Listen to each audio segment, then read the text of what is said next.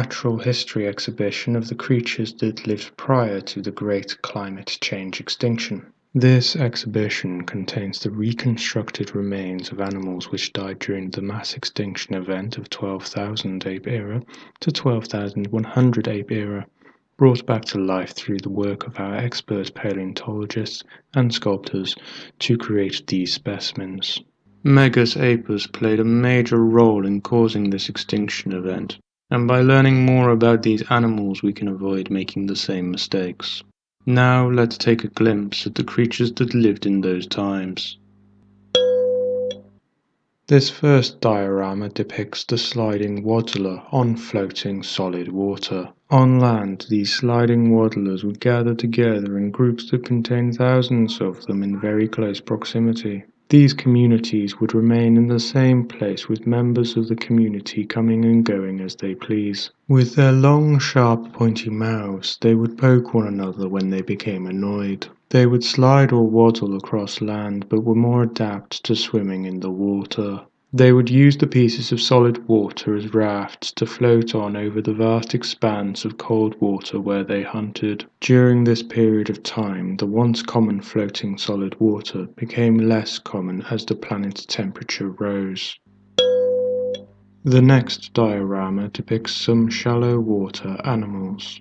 Shellus turtellus. They had hard external armor which they used to protect themselves from being eaten. This armor had a hole at each end and it stretched its body through the armor. We have found that they had magnets in their heads and we are trying to discover the role this played. We do, however, know that these creatures could live to be 100 years old and that their species lived for millions of years unchanged before this extinction event wiped them out. Now let's look at bag plastique. This was part of a family of beings that were highly poisonous with a very unusual slow-acting poison. They were found to have poisoned most of the life forms that lived in the water. This particular species also tricked other creatures by acting like their prey, but once they had come close enough, they trapped them and suffocated them. They lived in both warm and cold climates, traveling all over the planet, and it is believed that they used the natural water current to help them swim. This family of animals have been so well preserved due to their incredible skin and shells that we have found numerous whole specimens. Lastly, a creature called the Wobbly. This creature has a very flexible body which droops towards its stinging tentacles. These creatures are part of a diverse family which come in many different sizes and colors. Some make their own light, but they are mostly somewhat translucent. These creatures are our distant ancestors. They, however, lived in the water and used their head-like structures to swim by sucking in water and squeezing it out. Instead of having eyes, they sensed light and smells using the ends of their tentacles. The next diorama shows Cobalt gigantus in deep water. This animal has been named Cobalt gigantus as it is believed to be the color of cobalt minerals and it is the largest animals that we have discovered living in this era. It could weigh up to 150,000 weight units. These animals have led to much debate as they have been found to live very far from a gaseous atmosphere.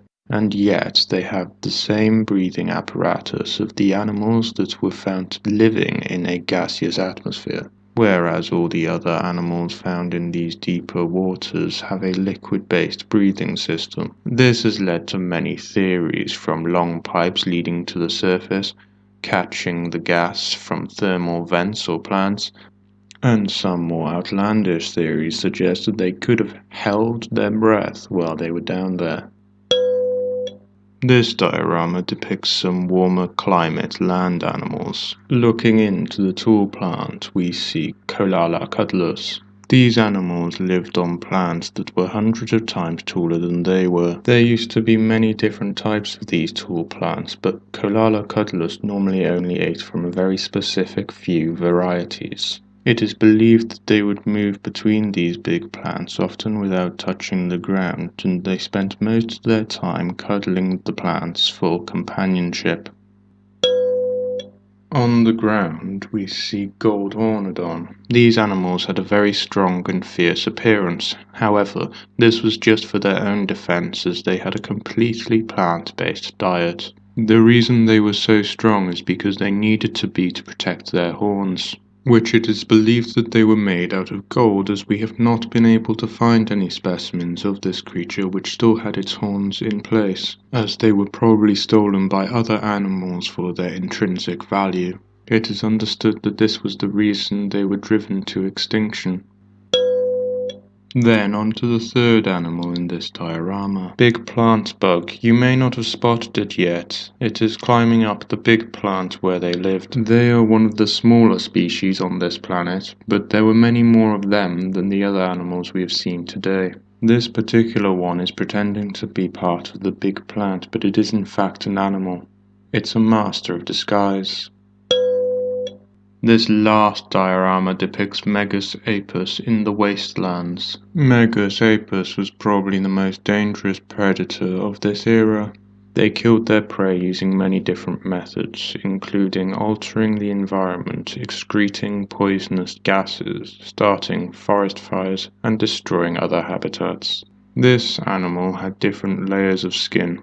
A top looser layer, and then underneath a stronger, tighter layer which kept all the flesh in.